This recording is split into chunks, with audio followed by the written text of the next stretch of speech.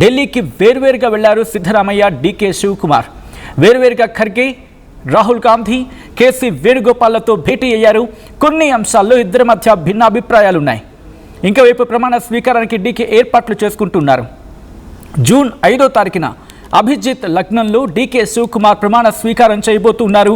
ప్రస్తుతం ఆయన ప్రమాణ స్వీకారానికి ముందే కర్ణాటకం పూర్తిగా తెరపడిందా అంటే లేదు ఇంకా తెరపడుతూ ఉంది అని అనుకోవచ్చు. బట్ ఈ తెరపడుతున్న సందర్భంలోని కొన్ని ట్విస్టులు, ఇంకొన్ని డిమాండ్లు, ఇంకొన్ని నిరసనలు, మరికొన్ని ఆందోళనలు ఇంకా కంటిన్యూ అవుతూ ఉన్నాయి.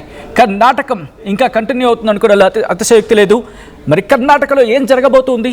సిద్ధు డిమాండ్స్ నెరవేర్చే అవకాశం ఉందా హైకమాండ్? లేకపోతే ఎందుకు నేను ఈ మాట అంటున్నాను అనేది మీకు క్వశ్చన్ రావచ్చు కాక. ఒక 2-3 రోజుల క్రితం మీరు చూసుకుంటే కనుక ఎప్పుడైతే సిద్ధరామయ్య రెసిగ్నేషన్ ఇస్తూ ఉన్నారు, డీకే శివకుమార్ ప్రమాణ స్వీకారం చేయబోతున్నారు ముఖ్యమంత్రిగా అని చెప్పి ఎప్పుడైతే ఈ వార్తలు గుప్పమన్నాయో ఆ సందర్భంలో సిద్ధరామయ్య రాజ్యసభకు వెళ్ళబోతున్నారు.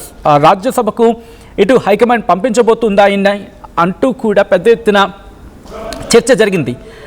దాంతోపాటు రాజ్యసభలో కాంగ్రెస్కు కీలకమైన వ్యక్తిగా ఉండబోతున్నారు. దేశ రాజకీయాల్లో చక్రం తిప్పే స్థానంలో కూర్చోబెట్టే అవకాశం కూడా ఉంది హైకమాండ్ అంటూ కూడా పెద్ద ఎత్తున చర్చ జరిగిన తర్వాత ఇదే వార్త ఇంకా పెద్ద ఎత్తున విస్తృతంగా చర్చలోకి వచ్చేసింది. అలాంటి సందర్భంలో ఇదే ప్రశ్నను మీడియా సిద్ధు ముందుంచింది. ఒక్కటే సమాధానం అదేం లేదు, దేశ రాజకీయాల్లోకి నేను వెళ్ళటం లేదు, నేను రాష్ట్ర రాజకీయాల్లోనే ఉంటా, ఎమ్మెల్యేగానే కంటిన్యూ అవుతా అంటూ చెప్పుకొస్తూని కొన్ని కీలకమైన డిమాండ్స్ మీడియా ముందు చెప్పింది మాత్రం తను లోకల్గా అంటే ఎమ్మెల్యేగానే కంటిన్యూ అవుతాను అని చెప్పుకొచ్చాడు.